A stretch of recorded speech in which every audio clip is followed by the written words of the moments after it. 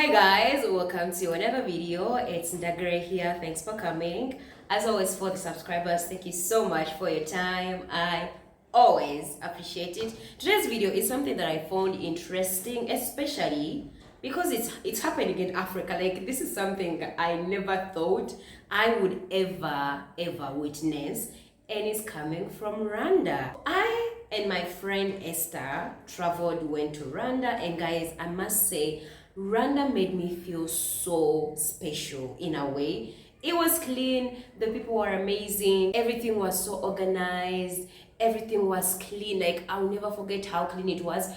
And also, I would not hear any noise concerning churches at any point. And guys, I went to places, like, we really moved into places. But that is the difference when you come to Uganda. Like, literally every home is almost next to a church. Like, I think people just wake up one day and they're like, you know what, I think the Holy Spirit has talked to me and I need to do a church here in this area. Because there's literally no laws and regulations that control these things. And I mean, of course, if you are on this channel a lot, you know that I don't believe in religions anymore. I mean, I was there, I was a Christian. Of course, I still carry a Christian name, but like, I'm no longer in the religions, you know. I'm into just believing in my African self and just loving who I am. So when I landed on this video where the president of Rwanda is literally kicking out churches that are not legitimate, I was like, now we are talking.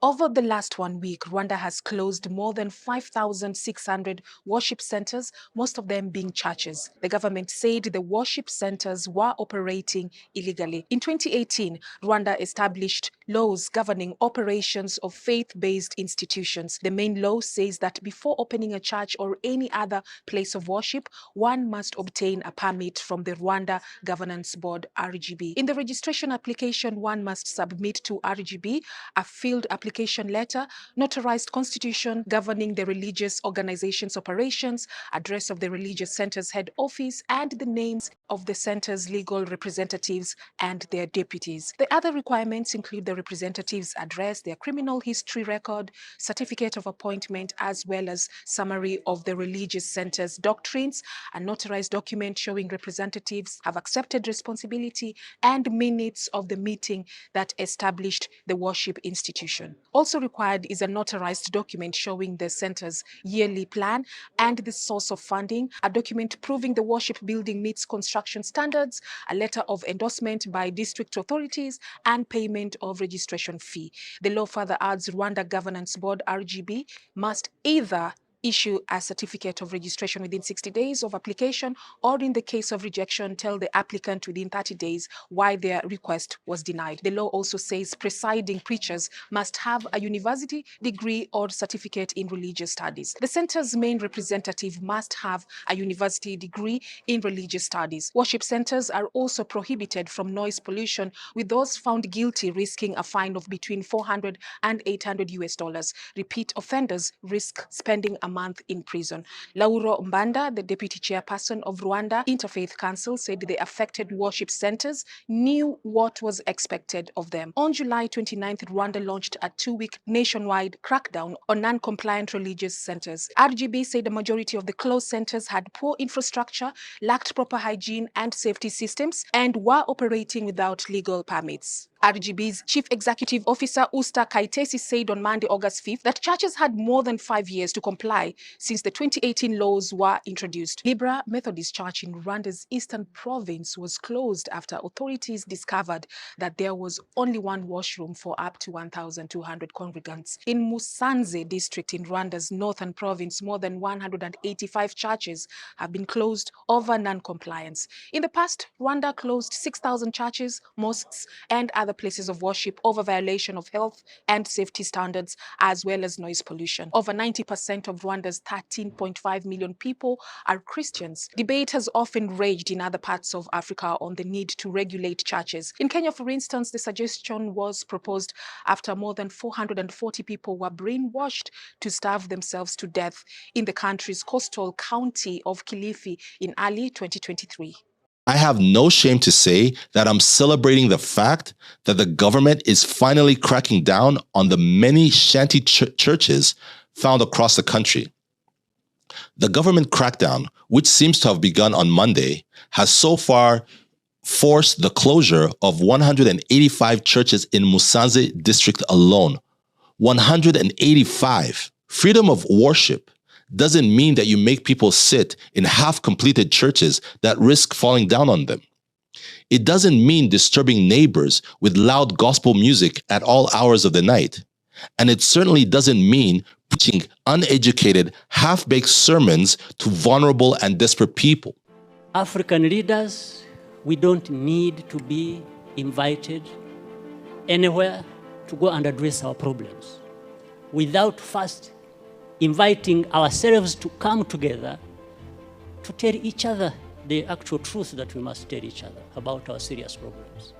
For me, when I'm watching on television and I find our leaders who should have been working together all along to address these problems that commonly affect their countries, wait until they are invited to go to Europe to sit there and just, it's like they are made to sit down and address their problems. Why does anybody wait for that? What image does it even give about us, about Africa? In fact, the image it gives is that we are not there to even address these problems. We are there for a photo opportunity. We are happy to sit there in Paris with the President of France and just talk about addressing problems. It doesn't make sense that our leaders cannot get themselves together to address problems affecting our people. It doesn't make sense. Yes, I know some of you are going to be offended by this, like, oh, you need to believe in the Almighty, the Father, the God, the man, the whatever. I'm like, okay, believe in whatever you want. But I feel like when it comes to African people, we are over-consumers at everything that comes from the West. I mean, I believe also that religion, specifically Christianity, is not something that African people really had. Maybe some of the things that are in the Bible were picked from different tribes and different cultures from the African people.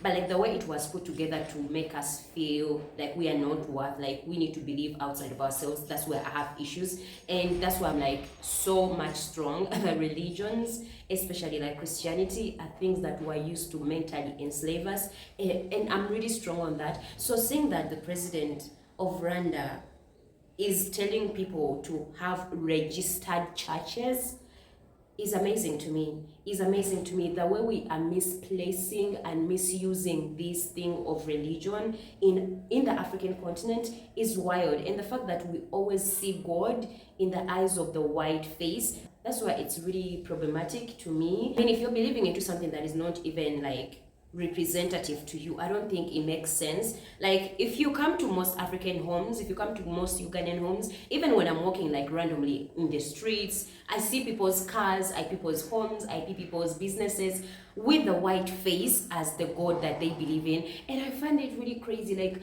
how are we Africans going to be believing in ourselves if we still even have the image of the white face as our God? Like, make it make sense. And I mean, for the sake of Rwanda doing this, I think it makes sense that no one is just going to come out randomly to open up a church like the way it is in Uganda. Like I said, Uganda, anyone can just wake up one day. I can also be here. I'm like, you know what, guys?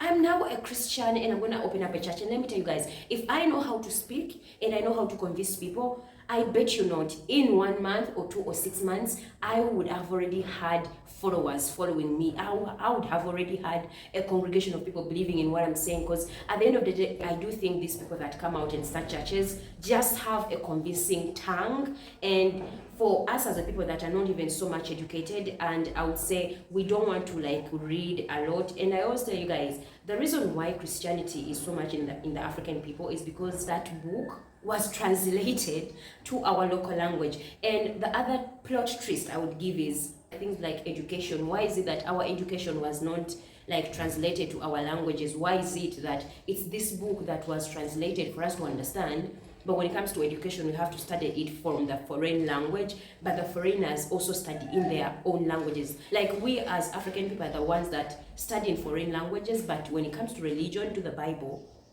that's when they were like, you know what, you guys need to understand this thing, so let's help you translate it. if you get what I mean. Yes, this topic is sensitive to a lot of people, but like, I believe in what I believe in, and I mean, you are entitled as well to believe in whatever you believe in. But I think this is a good step for Rwanda, and I think people are going to be more cautious now to not just do things randomly. And I mean, even if you're a church, you still have to be helping the community. I feel like churches in Africa are just set up for people who are greedy. Like, people set up churches for them to just get free money from people and like literally use people to their benefits. And it's a very controlling thing that people don't really even look into, like, and also because we are not even allowed to ask questions, because I mean, I left religion, and by the time I left, I was not allowed to ask certain questions. And I also have like young people in my family, and I tell them always, like, when you go to school and they tell you things about religion, try to ask questions. And what really surprised me is, I remember my sister's child came back and was like, "Hi, mommy, you know, I asked questions, and you know, we were in religion, and I was asking questions, and I was raising my hand, and the teacher stopped like picking me to ask questions, and they were telling me that I should stop asking questions." I was like, why is this even happening? Like, the kid wants to know what is going on. Why are these people making us feel like we are stupid? And that, like, the new generation is what needs to understand that this indoctrination needs to stop. And I believe that the young generation of what is coming up in Africa is going to fight for the truth of what Africa is. And I mean, the fact that we are being programmed to not ask questions, especially when it comes to things like religion, I do advocate for us as a people to tell our children to use their God-given common sense when it comes to some things, and using logic as well, you know. So this step of Rwanda, I must say, is great for me. And not saying that people should not believe in God. I believe in creation, I believe in nature, I believe in what was created. I just accept what is happening and believe that whatever that was created is to help each and every living organism or being exist. Just like if I die, fruits will come out of me, animals would eat out of that fruit. Like, it's an ecosystem. And like, I just appreciate, you know, everything that I see, and seeing people around me, I'm seeing God. Like, I just don't believe in the image that was given to us in the sense of a book. I believe whatever that we go through, whatever that you experience, whatever that you see, everything that is around you, that's part of creation, that's part of God. So I wish we Africans could start to think in that kind of a mindset, and not just be there, you know, praying for things to change. Like, I mean, I've seen instances where buildings are burning down, where really traumatic things have happened, and someone is on their knees praying instead of helping. Imagine a building is on fire. Instead of calling, you know, the water fire cars and like people to help put down the fire, people are praying. People are on their knees praying. Are you kidding me? Are you joking? I've seen churches where people are sick. Like, someone has, let's say for example, AIDS. AIDS is a killer disease, you know, everybody knows it. And they go to church and they stop taking medication. Like, are you crazy? Like, are people okay? You have cancer. Yes, I do believe in some instances things can happen and you heal. It happens. But why are these churches letting people like stop medication? Like, that's why I'm like, we need to like really wake up in these illusions as African people and really concentrate on what is really going on. It's like also when it comes to power change, people get on the knees praying, oh, God is going to change this person and take them away from power. No, you have to go and vote. You need to go and fight for your freedom. You like, no revolution, no change has ever even happened ever before with praying.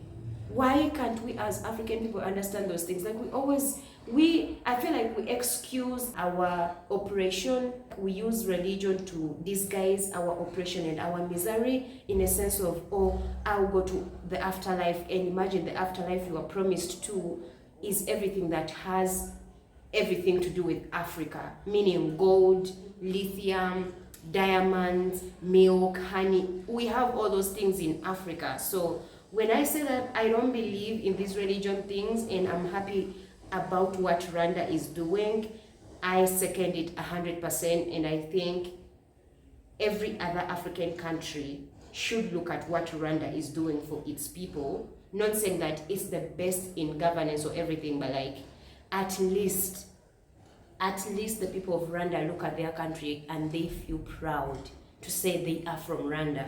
Because guys, I'm from Uganda, but sometimes I'm like, I wish I wasn't from here. But I mean, like I said, I'm not God, so I didn't create myself. I just had to be born by my mother in this country. I found it and I can't change it.